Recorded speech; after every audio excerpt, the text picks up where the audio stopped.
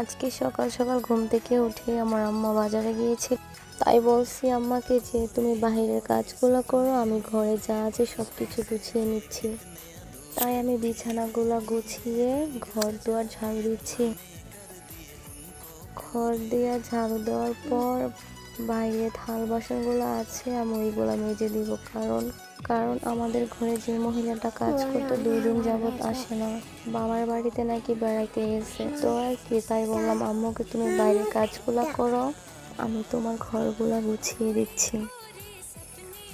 এই যে আপনাদের সাথে কথা বলতে বলতে আমার ঘর দুয়ার পরিষ্কার হয়ে গেছে। আজকে সারাটা দিন আমার উপর দিয়ে জাদু করে গিয়েছে। কষ্ট হলেও করতে হবে, কারণ আম্মু এগুলো একা একা করতে পারবে না। বাইরে এসে দেখি আমার চাচাতো বোনরা আর দাদি মিলে আম্মা বাজার থেকে যে মাছ এনেছে ওইগুলা বসে কাটাকাটি করছে। আসলে গ্রামে এটাই একটা জিনিস ভালো লাগে, কারো কোনো কাজ হলে হাতে হাতে করে দেয়। যে এদিক দিয়ে কালকের কাপড় চোপড় ছিল, কালকে শুকায়নি, কারণ কালকে সারাদিনই কুয়াশা ছিল, মেঘলা আকাশ হয়েছিল। আজকে আবার মাশাআল্লাহ অনেক রোদ উঠেছে। তাই আম্মু বলতেছে যে কাপড়গুলো বাইরে মেলে দে। তারপর কাপড় চোপড় করে মেলে দিয়ে আমি কয়টা থাল বাসন ছিল ওইগুলো ধুয়ে নিলাম। আমার যে প্রচণ্ড পরিমাণ খিদা লাগছে, রাতের ভাত ছিল, তরকারি ছিল, ওইগুলো নিয়েছি খেতে। কারণ আমার সকালবেলা বাজারে গিয়েছে না, তাই সকালে রান্না বান্না হয়নি, ঘরে যা ছিল তাই খেয়েছি সবাই মিলে। সকালে অবশ্য আমি রান্না করতাম।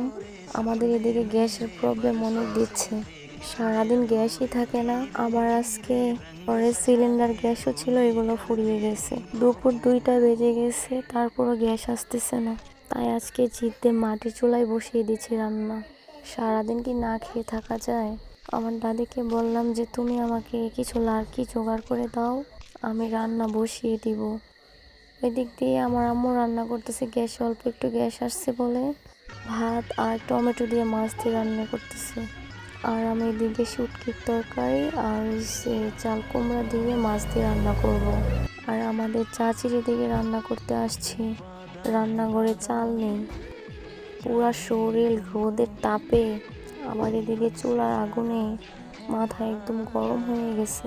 তারপর আর কি, পেট যেহেতু আছে রান্না করে তো খেতেই হবে।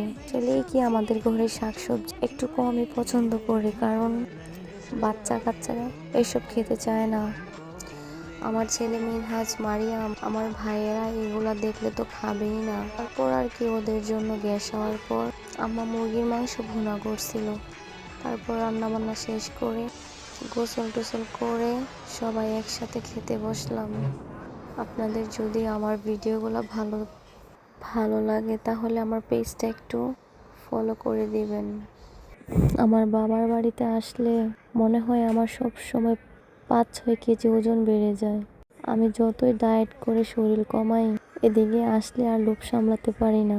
আর আমার আম্মা সব সময় বলবে যে শুটকি তুই কিছু খাস না, আমাকে নাকি মোটাই ভালো লাগে।